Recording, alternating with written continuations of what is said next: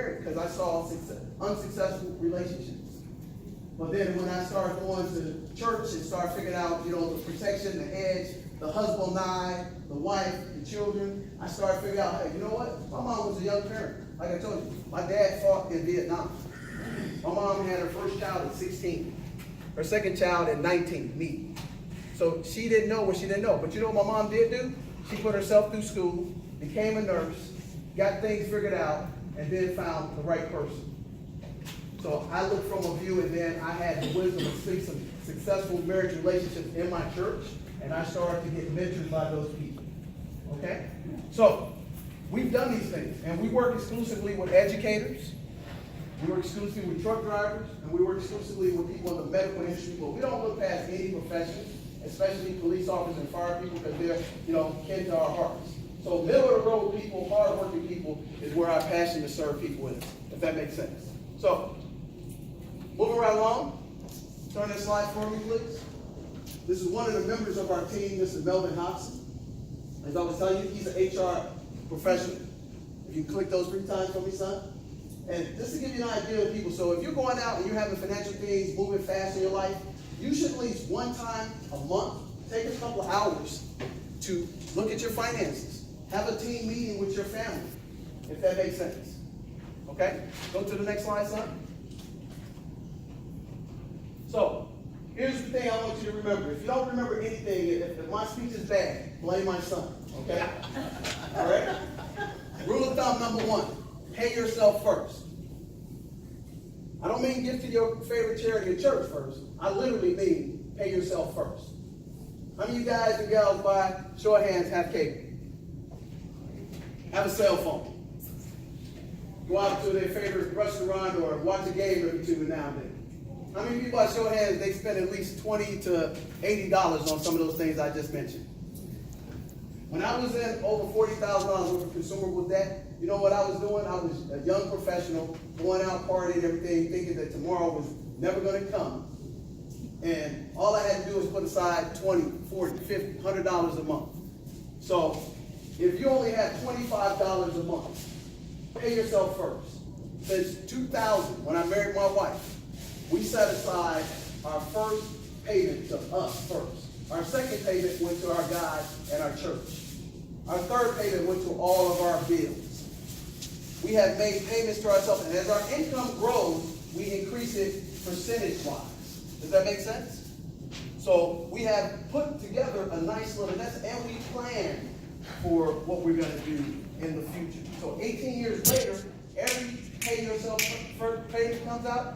By the 8th of the month, we have 4 payments that come out. Covered 1 for me, 1 for my wife, and for our children.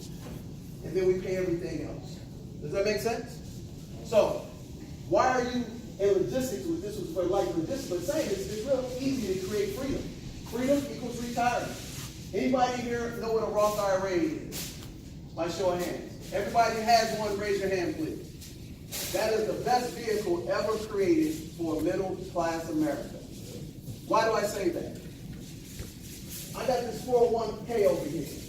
I got $500,000 in it, okay? I'm 70 and a half. I don't need the $500,000 because I did everything right. Uncle Sam's going to take 40% of that once you hit 70 and a half. I have this $250,000 Roth IRA that's already been taxed. And I did everything right. No money comes out of it. Never. Until you want it to come out. Does that make sense? So if you don't have a Roth IRA, you may say, well, I make too much money. But there's a thing called adjustable gross income.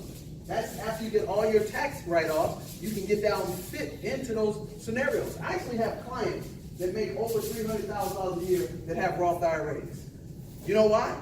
401k, do you know that is a IRS government code? That's not a retirement plan. That's an IRS government code for taxes for companies. So they have ways to backdoor into Roth IRAs for high income earners that you can make one lump sum payment right around tax time and qualify just like somebody who's a regular common person. And if you don't make that amount of money, there's no reason for you not to have a Roth IRA. Here's 5 reasons why you have a Roth IRA if you don't know. Number 1, it's already taxed. Number 2, you can pass it on to anybody that you want to pass it on to. Number 3, you can buy first-time down payment on a home. Number 4, if you have a hardship, you can borrow money from it after 5 years with no penalties because it's your money, ladies and gentlemen. And number 5, guess what? It works just like a 401k. Just a more powerful vehicle, okay? So, move right along real quickly. Here's a couple of vehicles. So you see here, everybody probably in the military or a civil worker, police officer, fire department, you know what a TRS 403B is. Because those are the government codes that you participate in to create your retirement. So some of these other vehicles you don't know about, but these are vehicles you need to get some information about. And that's all we are. We're advocates, if that makes sense.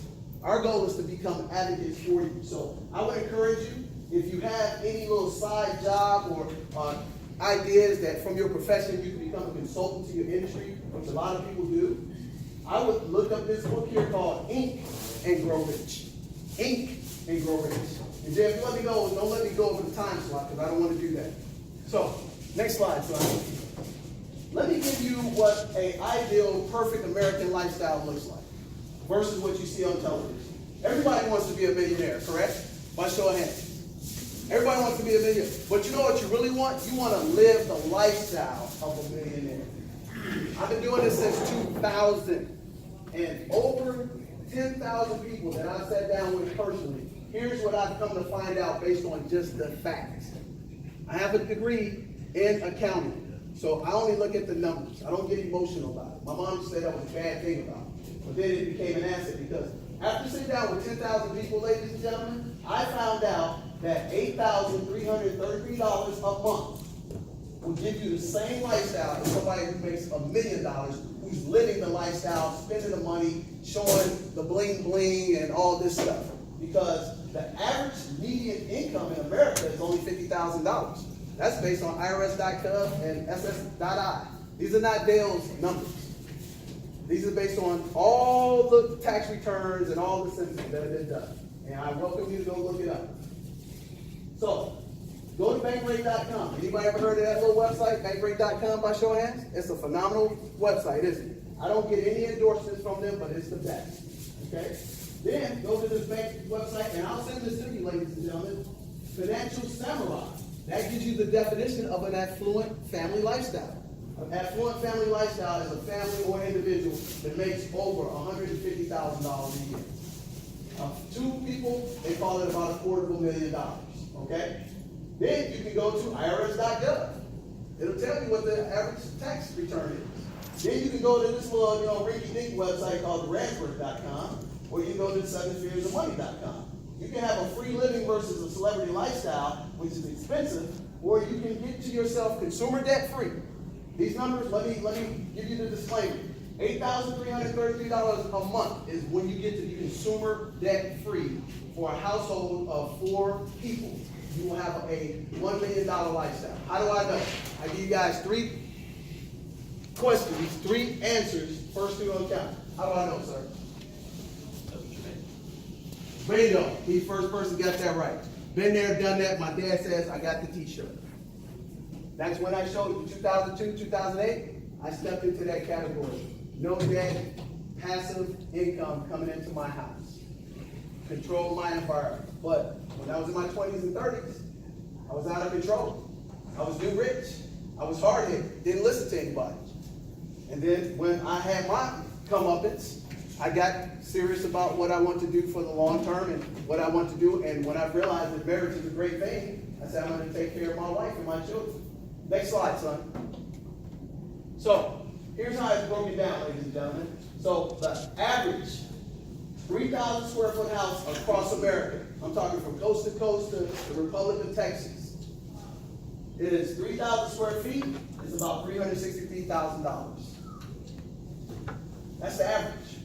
Okay? So, principal, taxes, and insurance, the average payment at a 3% interest rate is about $159. Again, I give you 3 questions. How do I know? I've done it. Okay? Your utilities, about $1,000. That's covering everything. Okay? Cars, it's about $500. Children, how many people by show of hands have children under the age of 18? Am I the only one? Okay. All right. So retirement every month. That pay yourself first. That's the minimum. $1,000. Food, $1,000. Insurance, home, auto, life, $333. Vacations. Can everybody see that? Plan yourself at least 2 7-day vacations every year. At least 2. If you don't have 2, you're going to go crazy. If you have children, guess what we do? We have a vacation with our children, generally in the summer, and then in the winter, in the fall, my wife and I, birthday and our anniversary is in November, December, we go away for ourselves to keep peace of mind. I don't understand how you do that. And then if you're really smart, you squeeze in 2 3-day getaways, one with the family and one with you and the wife, or if the guys night out and the girls night out. Can everybody relate to that? I'm excited because next weekend I'm going to be in Michigan at the University of Michigan game because my cousin played for the University of Michigan. And I'm going to go and have fun with just the guys. My wife, last weekend, she went and hung out with her friends and had a good time with her girlfriends. That's smart money, okay? So emergency fund. How many people here have an emergency fund? Now let me ask you, do you know the difference between an emergency fund and a savings account? Yeah. What's the difference, sir? Emergency fund is only for like emergencies after I run out of my savings account. Absolutely. So if the car breaks down, the refrigerator breaks down, that's the emergency fund. That's not savings account. Savings account means 5 years or more that I'm going to put a payment on my house. I'm going to make a new kitchen, or I'm going to put my kids in school, something like that. That's the savings account. But most people use savings account as emergency fund. Okay? Get the slide, son. So let me wrap this up. And I've got only about 7-8 minutes left because I just want to give you an idea of what we do and how we help people, if that makes sense. Okay? And in the process, while I'm talking to you, again, hey, just pull this out and be honest with yourself. Be honest with yourself. If you check off 1 to 3 of these, you need to have some more education. If you check out 5 or 6, you need to get somebody to help you out. If you check out all of them like I did back in 1998, you need to sit down and have, a come to Jesus. But that's okay. They say Alcoholics Anonymous. The first thing you do is to admit that you are an alcoholic. My dad said, hey, don't lie to thyself. That's the 11th commandment. Truth be told, then you can get real and you can get help. Does that make sense? So, where is America headed? Hit the slide, son. We are at over $2 trillion worth of consumable debt. It's not talking about your house, your cars. I mean, stuff you buy on a credit card that you forgot about and it just continues to accumulate. Okay? Hit the slide, son. Personal savings, conversely, is going in the opposite direction. These are 6 decades represented. And people always ask, well, DJ, why you only show 2000? I say, because the footprint and the blueprint is the same for 2018. These numbers have not changed. We had a high water mark when personal families were saving 10% of their income. And we had a low water mark where we're at under 2%, which is where we're about right now, right at 2%. But do you know how much they save per household in China? And their median income in China is only about $20,000. Anybody want to guess how much money they save per household in China? Give me a snap. How much? They save how much? 10? 40%. 40%. So how can you save 40% of $20,000 and still live? But you know what? It's all principles of success. Because it's not what you make, it's what you keep. There was a librarian in New York 10 years ago. Never made over $40,000. She died about 2010. She left over $2 million to the school system of New York and never made over $40 million. I mean, over $40,000. Yeah, that's true. She pinched her pennies. My grandfather never had higher than an 8th grade education. Worked as a porter at the Hilton Hotel in Chicago. He put 5 kids through college. He would never talk to us about finance, but we went to his house. Turn that light off. Don't use this. Don't do that. Have you ever seen that new commercial where they have the young couple becoming the parent?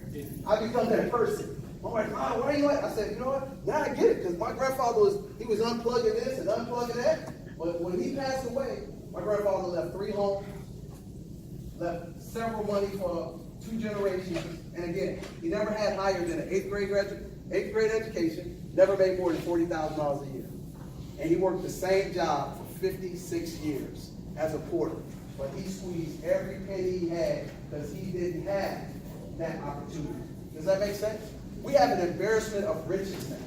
And our children are not getting raised with the strict discipline that our parents and our grandparents had to do. Because we got so much embarrassment of riches. Would anybody disagree with that? Hit the slide, son, because we're going to roll this up. And I want to bring this full circle for you guys. Here's a financial education survey that came out again in 2002 by the Financial Coalition of Financial Education. They took a survey of senior citizens, people 55 years and older, and seniors in high school. They asked them 4 basic financial questions.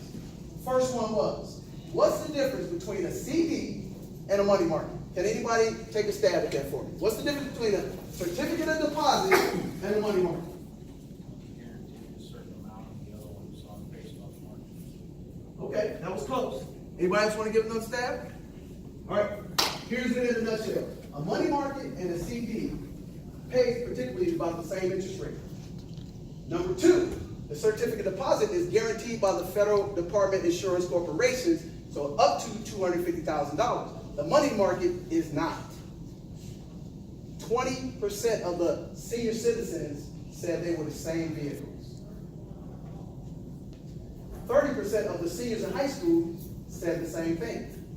Then they asked them a question, if you invest in the stock market with mutual funds, are you guaranteed a return? 11% of the senior citizens said yes. The seniors in high school, 50% of them said no. So what you see here is multi-generational financial illiteracy. Anybody ever had their parents tell you this? Don't do what I say, do what I do. No, they say, do what I say, not as I do. But what do children do? They do what you do and do half of what you say. Make sense? So this rolls it up. I'm just going to end right here. Cost of raising a child, and this will probably hit home for everybody. How many people, again, have children 18 and younger? That includes anything, same price. This stat here does not include college. Does not include college. So if you make only $39,000 a year, you're going to spend $127,000 per child over 18 years. If you make over $66,000 a year, you're going to spend $254,000 per child. Anybody know why that's different? Exactly. Instead of your kid getting the Pro Kids, and I make $100,000, he gets the Jordans, the Hardens. Same shoe, made in the same country, same cost. That's why my kids, we wear these Payless shoes. But you know what my kids also do? They don't wear anything that they don't own a stock in. Did y'all hear that? Yeah. They don't own anything they don't own a stock in. My kids do not endorse companies that we don't own. And you may say, well, I can't teach my kid that until they get 6, 7, 12, 18, 21 years of age. Well, let me ask you a question. If your kid's a prodigy playing the violin at 6, your kid can pick up a football and throw it at 7, and he can kick a soccer ball at 5, why can't he learn about financial education? It's the same brain. It's the same brain. My little guy over here, he owns a ton of dividend stocks that he learned himself because he can read and he can write. So I want to thank you, ladies and gentlemen, for having me out here today. I'm going to ask you to challenge yourself. Fill out that survey. If anything I said resonates with you, if you don't have a professional that can help you, give us a call. I'll give you a complimentary consultation. If you are a person says, I want to have help. Our classes that you saw me doing at Light Logistics, we offer that class completely. Gives you 4 things. Gives you the class. It gives you 3 consultations free of charge. And it gives you a financial book that you can follow with any professional for a small investment of $99 satisfaction guarantee. And for every member of this organization, we're doing it half price for $49.99. That's good to the end of the month. I want to thank you for allowing me to come out here and share my beliefs in the financial education program we put together for the past 20 years. And I, take it as a privilege and honor. And again, hats off to the veterans. God bless you guys. Thank you for your time.